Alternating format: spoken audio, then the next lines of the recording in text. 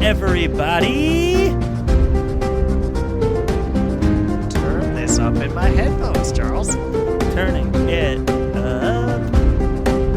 Should we take them to the howl? Is it a howl? Wow. We'll see. Only time will tell. Only time will tell. Is it gonna happen? Or are we gonna cut it off? I don't know. Either way at this point.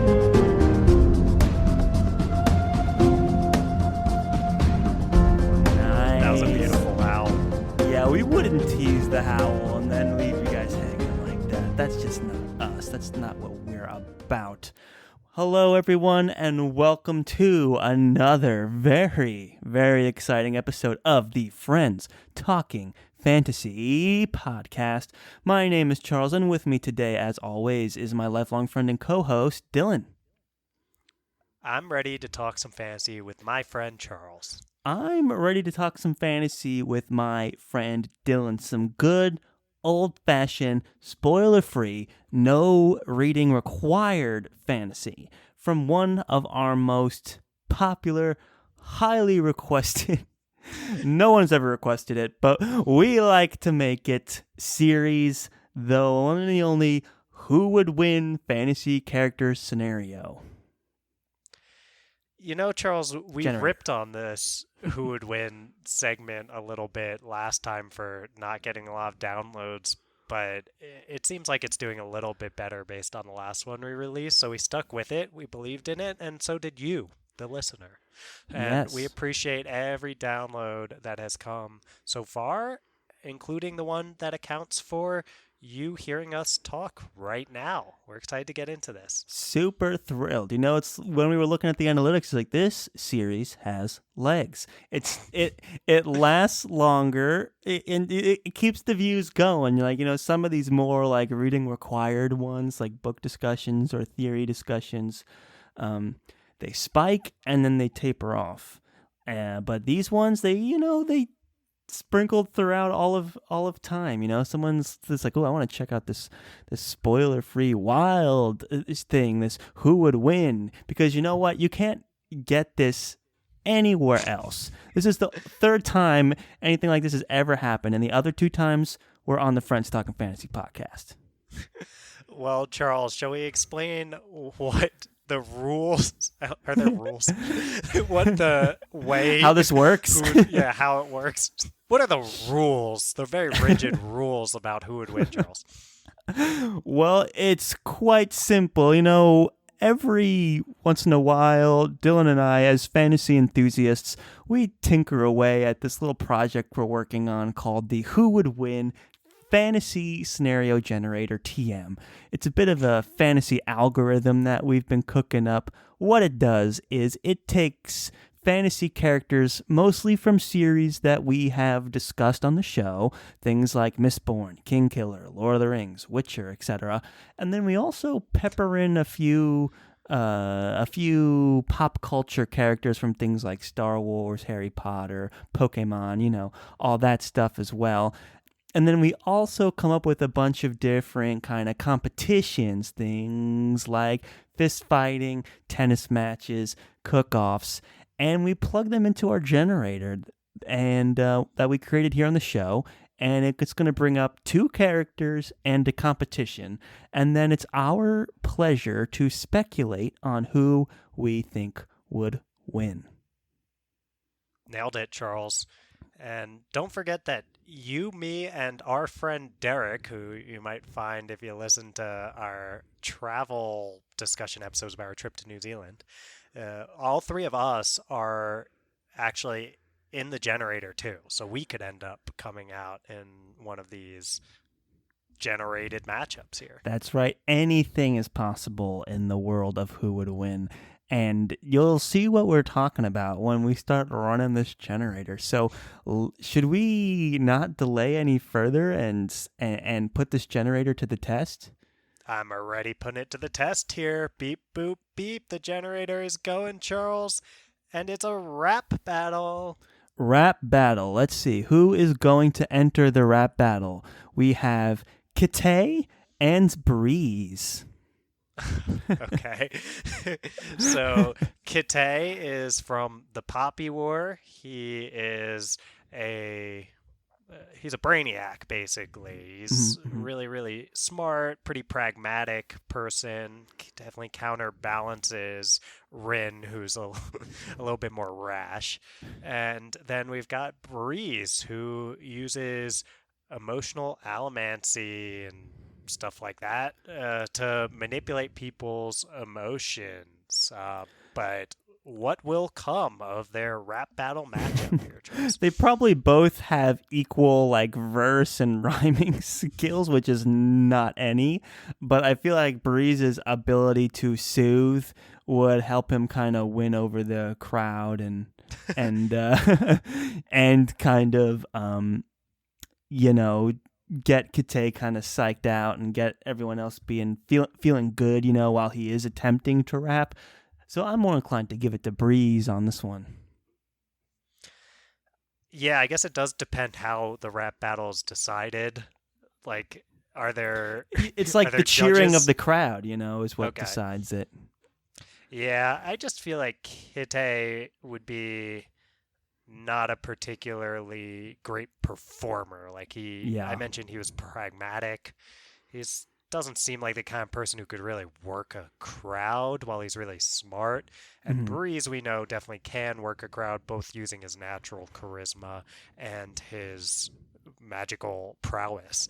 So I'm with you, Charles. It feels like Breeze would find a way to win this one. Yeah. Yeah. He'd be like, my name is Breeze, and I'm here to say I'm gonna fire your emotions in a major way.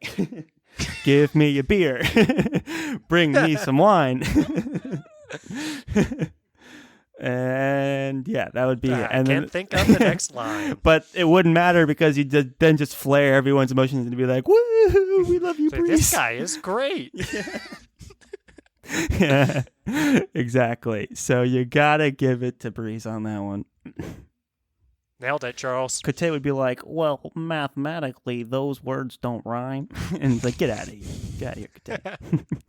It's like, give me a day to like compute the most accurate rhymes. It's like, no, Yeah. And we don't have a day for you, that's Kid not Day. how We're rap already works. moving on. Yeah, let's get some more names in the generator. Beep boop beep bop Beep, boop. boop, beep. This is 1v1 basketball over here, Oh, Charles. 1v1 basketball. And the contenders in one side of the court, we have Kid Anakin with all his Oof. midichlorians, Oh, all his midichlorians. all of them. And then on the other end, we have Faramir. Charles, you know Lord of the Rings a little bit better than me. Any idea how tall Faramir is? Taller than Kid Anakin. Most people are. He's like, man size, somewhere in the 5 foot, 6 foot range. It's too bad it's not beach volleyball. Yeah. Be fun to watch Kid Anakin try to navigate all that sand. Oh, yeah, he'd be at a huge turf disadvantage there. Hmm. I mean, Faramir's just taller, and he may not have any midichlorians, but he could easily just dunk on Kid Anakin, I feel like. It wouldn't be that big of a challenge. I feel the same way, Charles. Faramir all the way. I don't care how many midichlorians Kid Anakin has. Kid Anakin's like, I'll try dunking. That's a neat trick. And then Faramir would just like, boom, slam it out of his hands. Yeah. So, yeah, this Feel isn't good on pod that one, racing. Charles. It's hoops. So, Faramir all the way. Let's Faramir roll it all again. the way. Keep it rolling. Beep, boop, beep. Settlers of Catan, Charles. Now, you're going to like this one. I guess, should I pick a third person? Because Yeah, we do usually do that with Settlers so of Catan. let me first set the stage for the first two that I have picked here, because the generator picks two names at once. And first we have Sister Kettle, and Ooh. then we From Book of the Ancestor. we have the Friends Talking Fantasy co-host. Turn it up in his headphones. It's Dylan. And then let's see who the third, and a returning Catan player, I think, is Yoda, Master Yoda from Star Wars. He lost last time. Right? It was Yoda, Pikachu, and Marsh, I think. A different Marsh, but That's true. from Mistborn, I think. Yeah, it was a different Marsh. It was the Mistborn Marsh, not the Yeah. Dylan Marsh. So this is an interesting one. Dylan, you're kind of biased here. You may have to I know. recluse yourself here or I whatever was that. legitimately just thinking that. I'm like, immediately Dylan sticks out to me. Dylan's the only one that's actually played Catan before, so that is a huge advantage in terms of winning the game. We've already said Yoda, not so great of a strategy guy, kind of getting outmaneuvered at a lot of opportunities if you stop to actually think about it. Sister Kettle also kind of playing catch up when it comes to things like political intrigue and strategy, or even like, oh yeah, the kids, they're all fighting for their lives over there. As I'm supposed to be protecting them, I should probably go over there, So, if there's a situation, there's a scenario in which the Dylan of the Friends Talking Fantasy podcast could come out and get the win here. But you know what? It comes down to sometimes it's just plain old luck. Yeah, it's a dice game. And these are three sentient, competent individuals. Oh, Charles, you're so kind. Sentient and competent. So it's not like you're going up against Pikachu. But if it was someone like Abyss Glass over Sister Kettle, then I'd say you'd have a tough go. But I think you have good standing here. I'll give it to you. Thanks, Charles. Because you have experience with the game, and these other two don't exactly exhibit great strategic skills. Come at me, Yoda fans. Come at Charles, Yoda fans. So congratulations on the victory there. That's pretty exciting. I think that's my first win in Who Would Win. Was that also your first nomination? Yeah, undefeated. Wow, that's pretty great. So. Only Derek had appeared before in the three-legged race with Jar Jar tied to him. Yeah, he unfortunately lost, but he was paired up with the worst possible partner at the time. So you hate to see it. Let's get this generator going. Beep, boop, beep. We're arm wrestling, Charles. Now, here's an interesting one because on one end we have Nona from Book of the Ancestor. Nona Gray. She is a preteen girl, but she does have some crazy strength. Does she have crazy strength? Not really. Not really. So she's up against... We're saying like Red Sister Nona, like to avoid spoilers and things like that. So she's like tops like 12 at this time. Okay. And we have on the other end, we have from Lord of the Rings, don't take his precious, it's Gollum. That's beautiful. I love how you're like acting like a game show host. Like, welcome out to the stage, like a celebrity game show host. Don't come on, precious. I'm trying to spice it up for the viewers, for the listeners at home. Well, you spice it up for me, Charles. I'm enjoying it. Okay. Gollum, I feel like he's not particularly strong, right? He pretty much gets beat up by... I don't know if this is that a spoiler if I start? I'm not, he does exhibit some strength. Like he hunts for his food. He uses his hands. He's crawling around. He can have this like almost desperate, panicky bursts of strength and agility as well. Gollum is someone you don't want to underestimate when it comes to strength. He will spring out at you, and I would say it really more comes down to like, can Nona use any of her special abilities to give her just a boost of strength?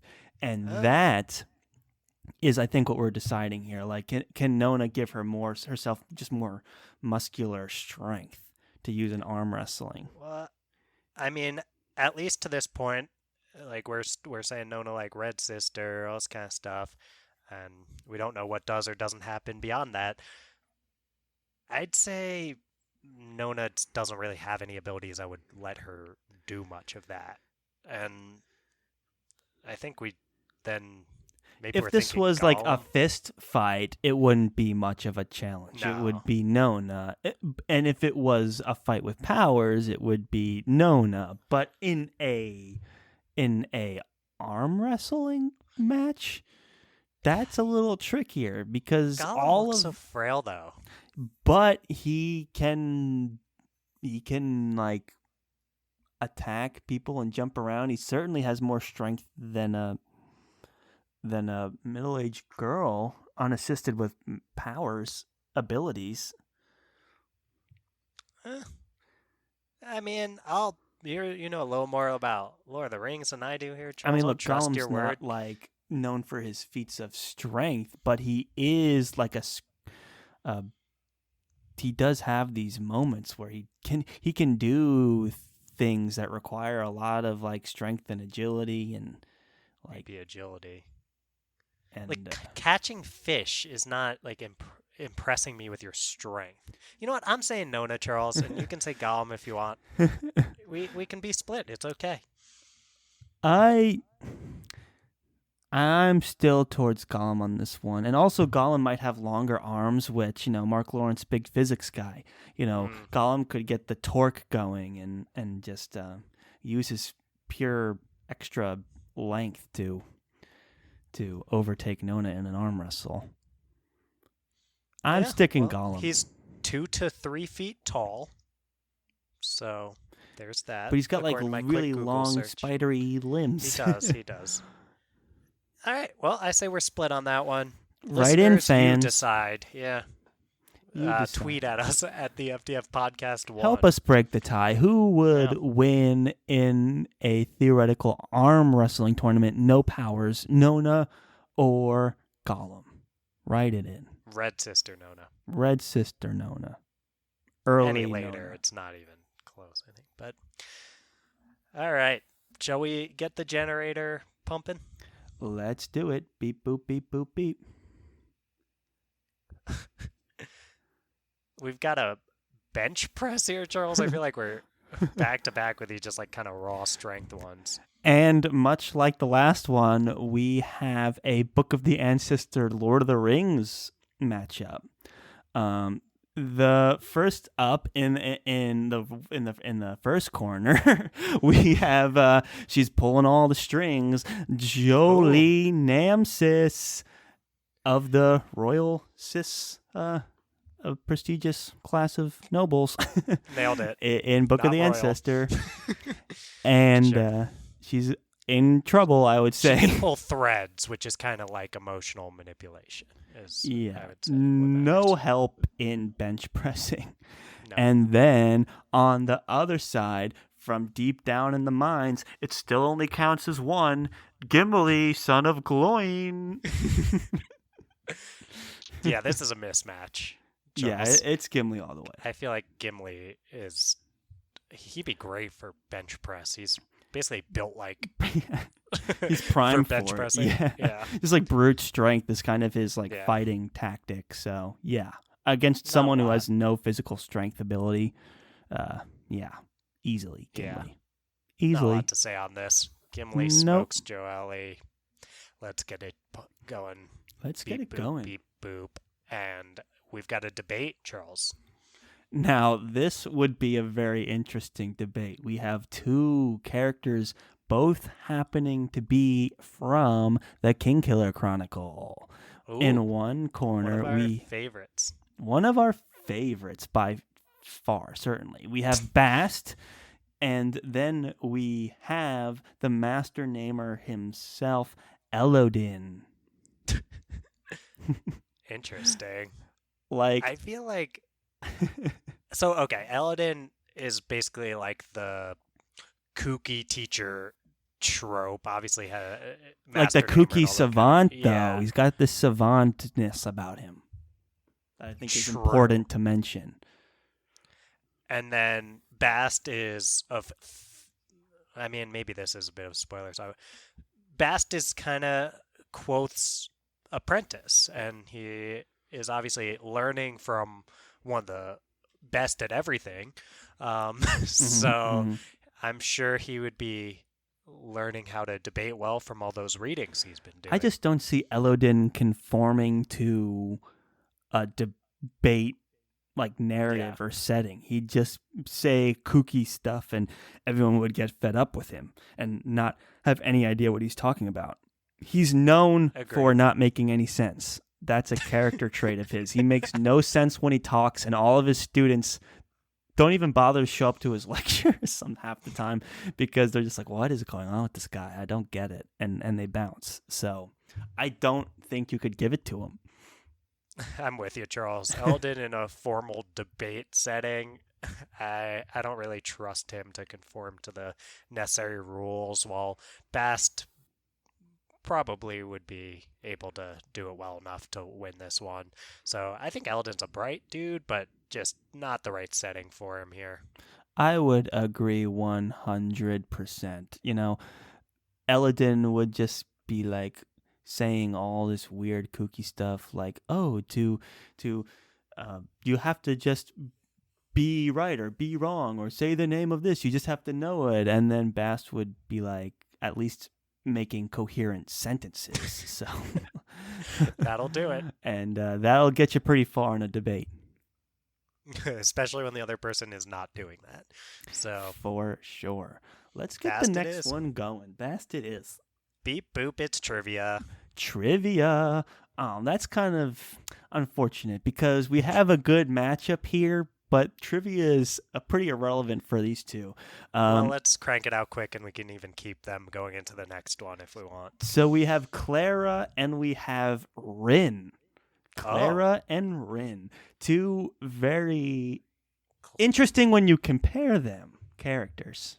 okay. So Clara from Book of the Ancestor. God, I don't want to spoil anything, Charles, but she's a little more pragmatic. We use that word a lot on here, right? A little more When we're pragmatic talking than some of about the Mark other. Lawrence, we are. Yes, that's true. So she's a little more pragmatic than some of the other characters she's surrounded by, like Nona. She definitely thinks that money is what makes the world go round. Yep, And then, daughter of a merchant, mhm, so she definitely is sees kind of the motivation of money and advancement and things like that is yeah, part of her character. And what's to say about Rin? She is a very good student, I would say. When she commits her mind to something, she hmm, goes all in, and yes, she has a tendency to, jump over the hurdles she needs to get to where she needs to go. She's also a very pragmatic individual. Machiavellian, even I would say. Machiavellian, true. So I guess the question is like, do they have time to prepare for this trivia night? Because Rin's the kind of person who would like read every textbook and memorize all the words, even if she didn't understand what they meant, and just Hmm. nail it on trivia night. Whereas Clara would probably try and like team up with the people that might know more about trivia and just be on their team and kind of ride Hmm. on that. Or So, cheat. or yeah. Like So she's definitely it's canon that she's cheated in classes before. So I think honestly though Clara does not like the more academic classes in Sweet Mercy Convent and while I Rin's an mean and she doesn't accomplished care. academic too, like Yeah, very I think it's accomplished. Rin in a trivia. Like I I think think it's that's not fair. close. I think that's fair. I'd give it to Yeah. Rin as well. Cool. Do we want to carry them through or do we want to just Let's do a new keep matchup? it rolling. Let's keep All it right. rolling. Beep boop Boop beep boop boop. beep. We've got an election, Charles. We have an election, and in the airbending party, we have Aang from the Avatar: The Last Airbender, and representing the Pokemon party is Pikachu. Aang versus Pikachu. in an election. I would want neither one of these people running the country. I definitely do not want Pikachu to run the country. It's almost like where, there's that scene in The Office with Michael Scott where he's like, if children ran the country, then there would be no war and then he kind of starts descending into like, well, there'd be no government really. It's actually a terrible idea. And I think that's Pikachu running the country is like just complete anarchy. There's not really any leadership going on. So I don't know. I think just by being a person, I'm moving towards Aang. That's a fair point, but consider this. Everybody loves Pikachu. Pikachu is the multicultural phenomenon. He is the most famous character and the most famous intellectual property of all intellectual property. There is no more successful franchise than Pokemon, and there is no more successful Pokemon than Pikachu. The guy has captured the hearts of the entire world. It's very rare that we can all agree on one thing, and it seems that the world is in agreement that, we like Pikachu. Pikachu has captured the hearts of many generations. Your grandma knows who Pikachu is, and your 5-year-old niece knows who Pikachu is. How can you lose an election when everyone knows who you are? And also think of his stance on sustainable energy. He's a ball of energy. Just the free energy for everyone. Solve climate change through the Pika power of all that electricity. I mean, come on. You make some interesting points there, Charles. I think Pikachu, it's like Kanye West was on the ballot recently, right? It's like, yeah, Kanye West also, my grandma and my non-existent 5-year-old niece know who Kanye West is, but they didn't vote for him. And that's because you might know who someone is, but also be able to acknowledge, hey, well, also because my 5-year-old niece doesn't exist and wouldn't be of age to vote. But at the same time, it's like, yeah, you can all know someone and still say, well, this isn't a person who's fit for office, and they're not going to just like win an election based on that. So I think the people, it's like these debates, Charles, that would happen between Pikachu and Aang. It's like the people would see that Pikachu has no depth. They'd see right through him, and they would know Aang is the person to go for. I think they'd see Pikachu as a straight shooter. He sticks to his guns. He's consistent across all of his stances. Gun control, Pika Pika. Healthcare, Pikachu. Charles, have you seen? You've seen Community, the TV show, so I have. There's like the scene, pop or whatever. Pop, Yeah. and then Everyone cheers. Leonard is making raspberry sounds, like the blowing your tongue sound. I'm not gonna make on a podcast because it'll probably sound gross. And then it goes back to Magnitude, who's like pop, pop, and Magnitude. it's just back and forth between that.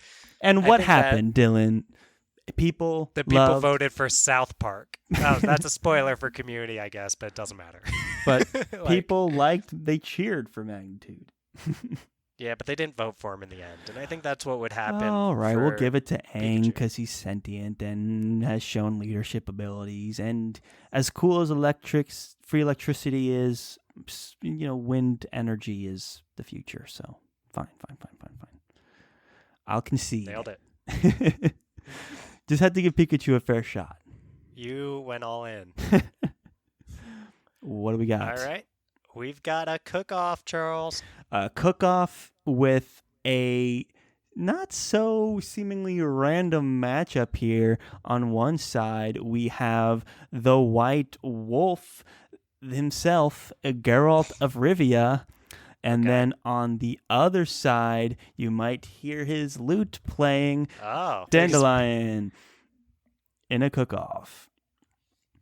I mean, I feel like this could be one of those short stories, filler episode feeling short stories. It's like there's the episode with Doodoo, the doppelganger, or sorry, episode. There's the short story that feels like a filler episode with Dudu the doppelganger in what was that, Sort of Destiny, and it's Hmm. like, Hmm. what is going on here? How is this actually a part of the greater Witcher story? And I feel like a cook-off between Geralt and Dandelion could actually happen in one of those. It's true, and there is a canon moment where they're fishing, and who is it talking about using the head for stock?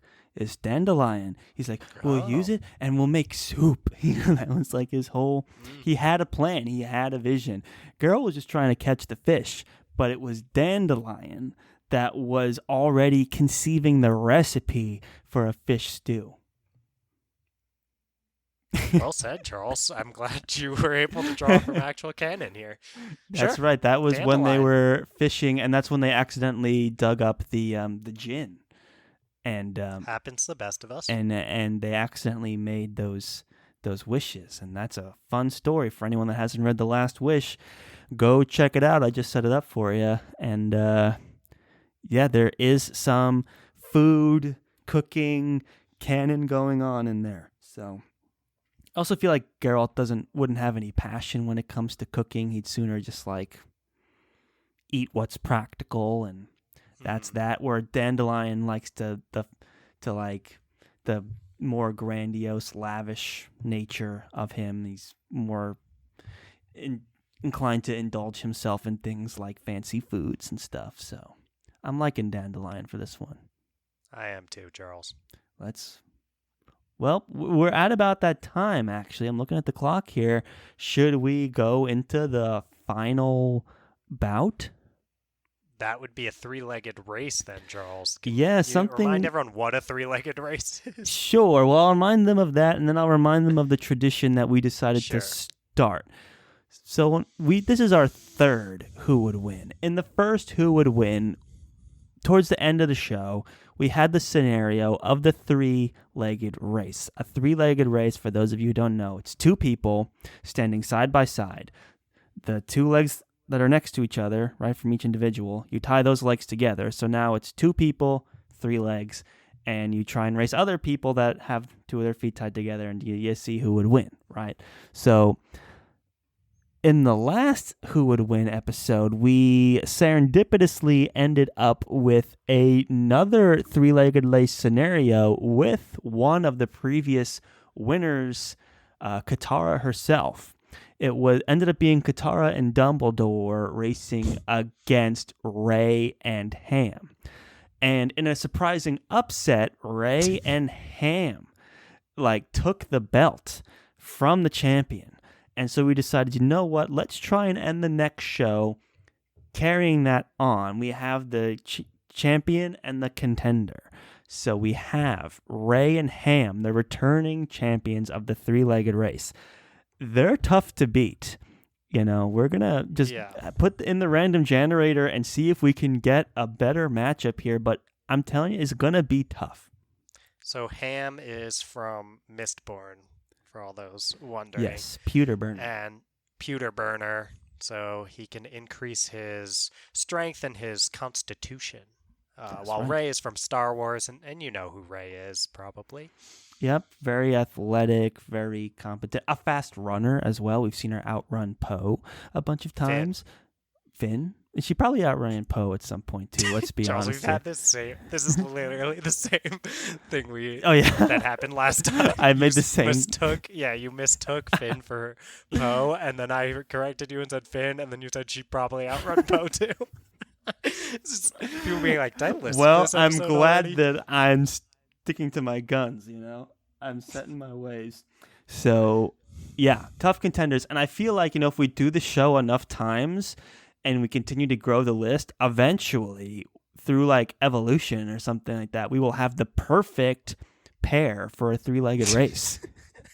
That's something to aspire to here, Now, Charles. what happens if either Rey or Ham comes up in a draw now? Do we just redraw? Roll it again. Yeah, they can't be against themselves. All right. So let's do the draw. So going up against Rey, this is funny. Against Rey and Ham, it's Quoth and Doxin. The Mary Sue versus the Mistborn trooper. Okay, yeah, well, if you... Well, do you know Charles and I have expressed our views, I assume by this point, We have. on the Mary Sue phrase, Yeah. but we're not huge fans of using the phrase. No, But it's these are just probably the funny. two characters in like the greater fantasy literature and like I guess genre that most frequently get slung the Mary Sue criticism in terms of Quoth from the Kingkiller Chronicle and then Rey from Star Wars. So I know Charles is saying we might be moving toward the perfect team. It's probably Quoth and Rey if they ever end up on the same team. That's very true. That is very true. Because what has just happened is that anyone that does subscribe to this plot armory, like, wish fulfillment, self-insertion aspects of either Rey or Quoth, that's all negated now. Someone has to lose. Someone has to lose. Either that or like a wormhole opens up and like everyone gets sucked into it and time itself loses all meaning. One of those things is going to happen. So either time itself loses all meaning or Quoth or Rey will lose. It's hard to say which is more likely. I know. It's pretty wild. And then, Ham, we're assuming he's not burning pewter, right, in this race? Yeah, so he's just kind of this big... He's still a strong guy. athletic dude. Yeah. Whereas Doxson is just kind of your average guy. He's the planner, but he's not really the warrior or the feats of speed or strength kind of guy. Yeah. I mean, how much time do they have to prepare for this three-legged race? I think that could make a big difference. Yeah. Maybe they get a few, practice runs. They realize they're going to be on, different teams and they're doing a few practice runs. Doxson is trying to come up with the strategy. I think these matchups are so close. This race is so close. I picture where, we're in the backyard, Geralt's working the grill. Dandelion is, stirring his soup. And now all Dumbledore and Katara are still reeling from their loss. Yeah, they sat this one out today. They didn't make an appearance, either one of them. And then you have Rey determinedly tying the string, binding one of her legs to Ham's. And then Ham is being like, we still have 4 legs. It's just 2 of them are tied together. Dude, that's beautiful. That is exactly what I would be saying. While Rey's tying them up. And then you have Quoth and Doxson. And Doxson's like, Quoth, I got to tell you, even though like Ham, I can confirm Ham has no pewter, he's still a really strong guy. And as plot armory as you are, I think you are evenly matched with Rey. And I'm not sure how much I can bring to the table here if it's my strength against Ham's, even without pewter. So we're going to have to be really in sync to pull this one out, And that's where we're at on this one. This is a toughie. It is a toughie, Charles. I do think that if we look at Rey and Quoth is less overpowered than Rey. He really is. Yeah. I mean, especially at something, if neither of them have done it before, I think Rey is more likely to be just the one who's really good at it. And we know Rey has one time that she's done this before. That's true. And it's canon that she can run fast, where we don't get a lot of running canon with Quoth. We can assume he runs very fast, but we don't know exactly how fast. He hasn't raced anybody that I'm aware of. Right. Not that I can think of either. And I don't know. As I said, and you said too in our Quoth a Mary Sue episode, that a lot of the Mary Sue stuff with Quoth is a little overblown. No pun intended. For the name of the wind there. But I think when he first tries stuff, oftentimes he does lose. Like he first tries tack, he loses. He first tries fighting a 12-year-old girl, he loses. I think the first time he does his three-legged race, I think he's going to lose too, Charles, because even if we say he and Ray even out, the point you're making before about then if it's just Dachshund versus Ham in a physical contest, you're choosing Ham every time. Yeah, I'm for all you listeners at home, I've been nodding my head in agreement this whole time as Dylan made these absolutely accurate points. Quoth, as talented as he is not nearly displaying the ability to catch on to a skill and be masterful at it as well as Ray can. And even if you canceled them out, I think just the athletic ability and strength of Ham, even without Pewter, is an advantage over Dachshund. So I think just both of those things combined, I think you have to continue to give it to Ray and Ham. I think you do. I'm with you, Charles. We're in agreement. The champions remain unseated, undefeated.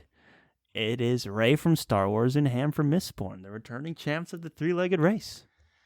They're going to be tough to beat, Charles. They're going to be tough to beat. I hadn't even considered Quoth as a contender for Ray. That was brilliant. Fun. That was so close. And we got Dachshund, too, from Mistborn. Like, wow. I mean, what's it going to take? It's going to take,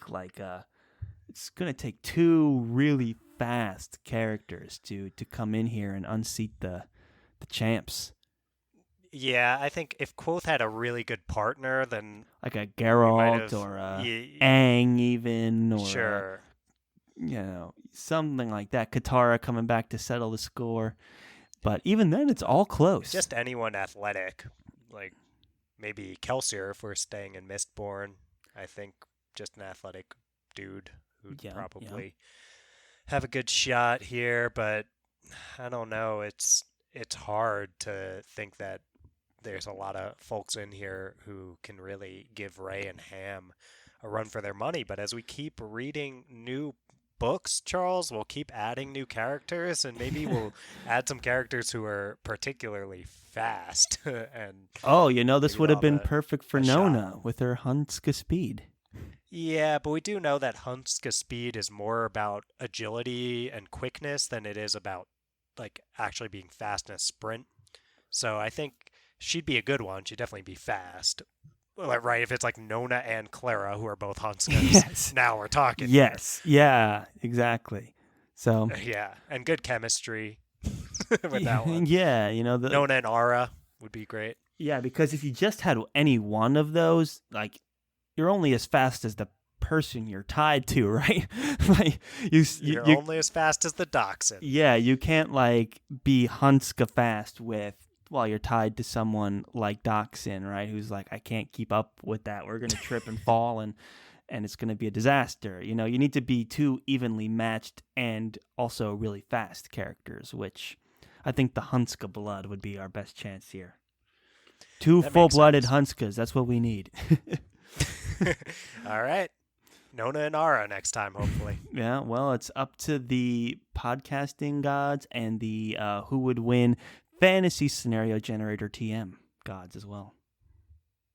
A lot of gods out there. A lot of gods. Watching over our who would win episode. Indeed. There's a lot going on. Y'all out there are only listening, not watching. And we really do appreciate you taking the time to do so. Absolutely, guys. As we come to the end here and the outro music begins to swell, just want to take this moment to thank you for listening to yet another very exciting episode of the Friends Talking Fantasy podcast. This has been Dylan and Charles here, spicing it up for you with another Who Would Win episode. If you liked what you heard, toss 5 stars to our podcast on Apple Podcasts. Who's going to be that 8th person that throws that 5 stars at the time of this recording? Yeah, who's that going to be? If you like what you hear and you want to kind of engage with us, Twitter is an excellent way to do that. And we're the FDF Podcast with a number 1 at the end on Twitter. Facebook and Instagram are also an option. We are at the FDF Podcast on both of those platforms. You could also shoot us an email at thefdfpodcast@gmail.com. Type in Friends Talking Fantasy Podcast into Google. We got that SEO. You'll find us. Click around, interact with our stuff, listen to more episodes. Do what you can to support the show. We greatly appreciate it. But honestly, just getting to the end of this episode, more than enough. Thank you so much. Yeah, seriously. Sending our love out there. Yeah, you guys are the best. Thank you so much. And as always, go forth and conquer, friends.